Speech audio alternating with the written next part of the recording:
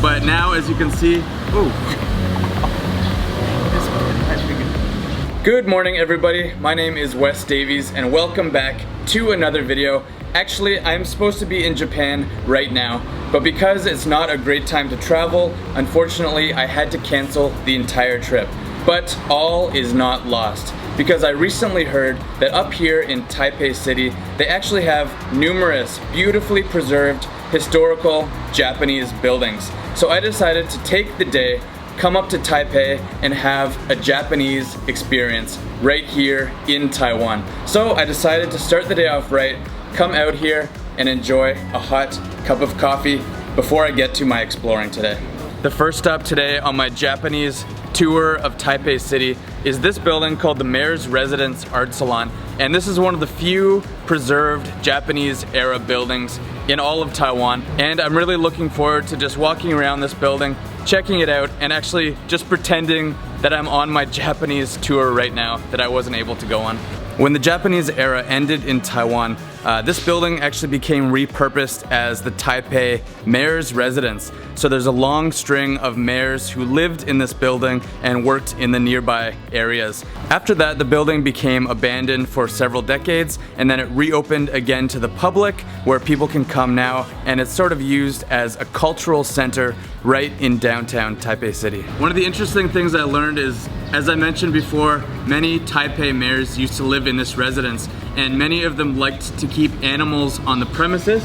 In the olden days, they would keep peacocks, but now, as you can see, ooh, these days they have a friendly chicken here which just roams the ground, and he's made his new home here at this residence. He's gonna bite me.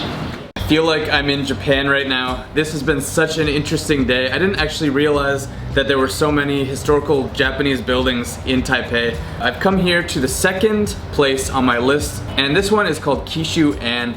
It was originally built in 1917, and originally it was actually a high-end Japanese seafood restaurant. Obviously you can tell that they preserved it really, really well. At least I know that I can come up here to Taipei and get some taste of traditional Japanese culture. I just had an interesting memory come back to me while I was walking around this building. When I was in university, I was obsessed with this idea of moving to Japan to teach English, and so I looked into applying for the JET program, and they sent me a booklet about this thick. I would have had to write essays and get letters of recommendations from all my professors. But then one day I went to the work abroad fair at my school, and I saw a little booth that said Teach English in Taiwan, and they handed me one single sheet of paper that I just had to fill out, send back to them, and then before I knew it, I was literally on a plane heading to Taiwan.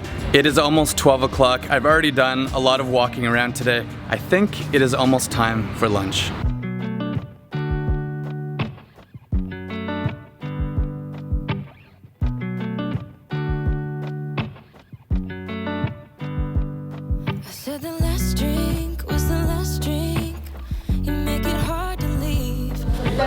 The food at this restaurant is actually very, very unique. Every year they choose one writer or artist from Taiwan to recommend one of their very special, traditionally home-cooked recipes that they will provide to the restaurant. And as you can see, every single dish is so beautiful, so colorful. I cannot wait to dig in and try some of this amazing food. So right beside that historical Japanese building is kind of a bookshop slash restaurant.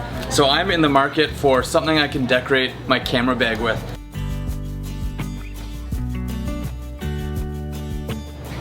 Okay, I think we have a winner here. This is great. We are here at the third and final stop of my Japanese tour of Taipei today, and we are up here in the north in Xinbeitou, checking out this beautiful old traditional train station. And as you can see, I am currently inside an original train car that was used for many, many decades.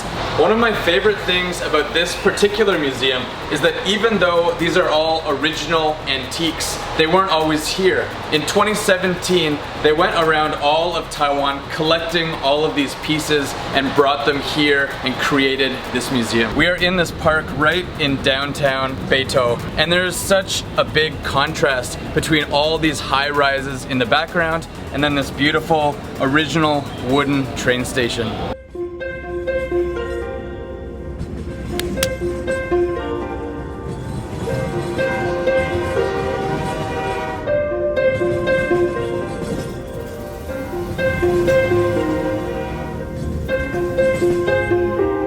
One of the reasons why the Japanese built this train station in the first place is because, as most Taiwanese people will know, Xinbeitou and the Beitou area are known for having some of the best hot springs in Taiwan.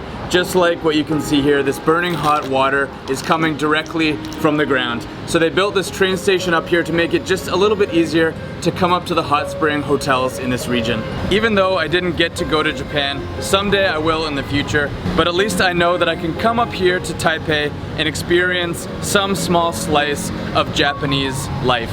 The sun is going down. I think it's time to end this day, but I had such a great time exploring Taipei City, and I didn't even realize that there was so much traditional Japanese culture that is being preserved up here.